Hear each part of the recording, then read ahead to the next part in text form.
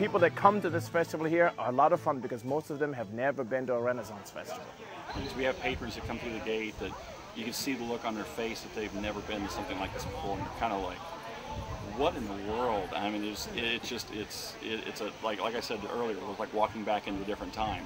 Then we have some patrons out here who come out and they dress up in garb and they play right along with us. I've had people tell us before that ask us about a certain patron, and we tell them, well, they're not on cast, they don't necessarily work here, but they actually are so involved that people see them all the time that they actually think they're part of the show.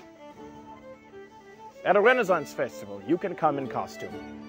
Now, of course, everyone working is in costume, but you can come in your own costume. You can buy costumes. You can rent costumes at many festivals.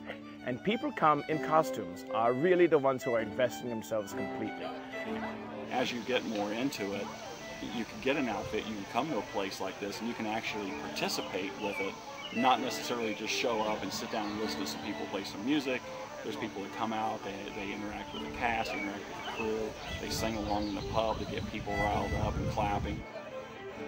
Some come in Renaissance costumes, some come as barbarians. Every festival has a few particulars. Every festival has at least one Roman centurion who shows up. I don't know where that comes from. Every festival has a very, very large man dressed as a barbarian.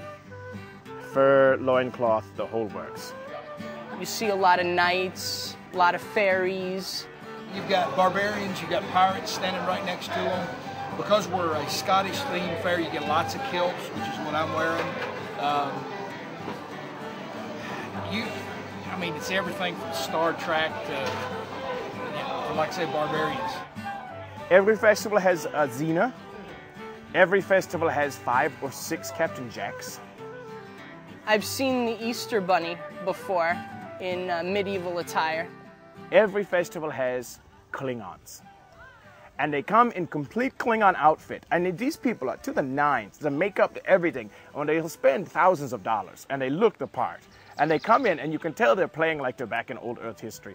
And they play the role of Klingons. They sit in your front row and they look at you and they don't smile. And I tell you, it feels really good when you make a Klingon laugh. As far as I know, we've yet to have a Klingon here. Other places I have heard, yes. Well, there's a guy that comes around here. It's actually a couple, and they're called the Tinker and his Bell.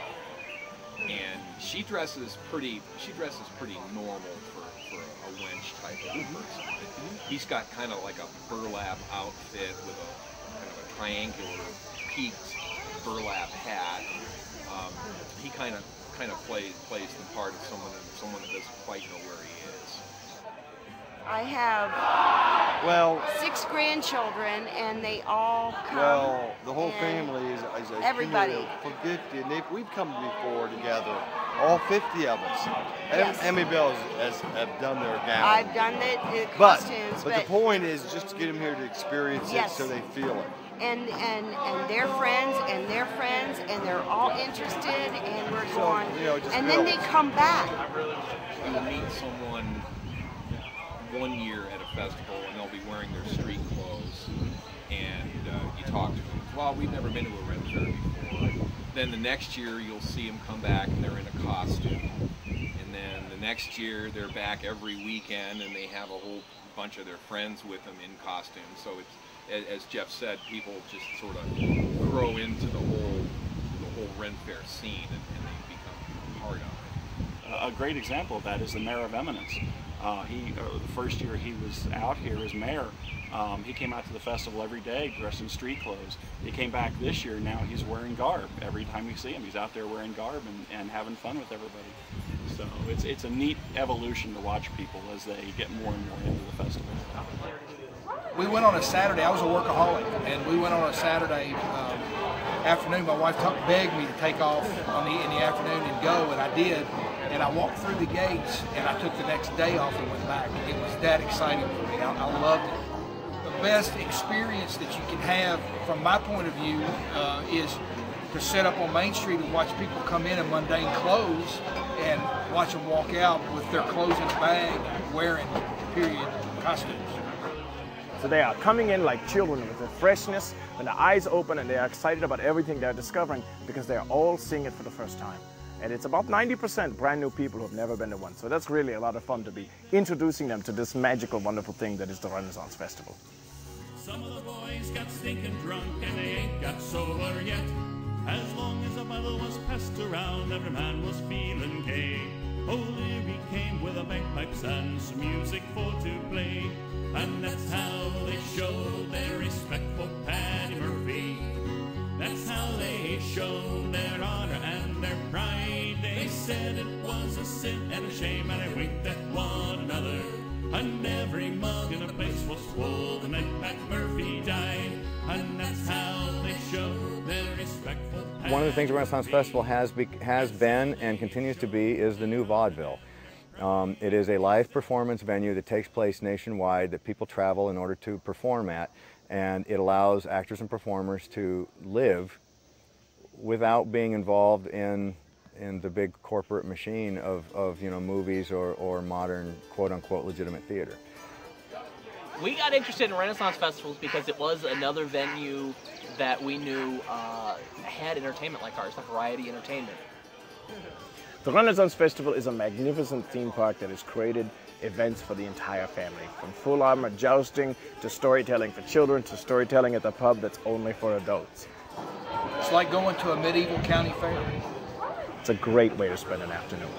The Renaissance Festival is basically another world that you enter into. Most street festivals are kind of generic, kind of the same. You come to a Renaissance Festival, it really is different than anything else you would do. It's a form of escape. You can put on different clothing and you can assume a different role. You can kind of be whoever you want to pretend that you are for the time that you're here. You know, you have your real life, that you have chores and all that kind of thing, but this is our mainest thing that we do. And that's what I mean, it's fun, and it's awesome, and the people here. This one is our favorite. It's one thing to go to another part of the 20th century for a vacation, but if you can actually sort of pretend to leave it, for a day you cannot think about all that crap that's going to be waiting for you when you get home. You see people year after year, week after week, and you don't see them any other time. And you may never see them again in your life, but at that moment, just this time that we're together, listen to this. It's just the time together that everybody is uplifting, you know, enjoying life. That's enjoying life. That's why I come to Renaissance Festival.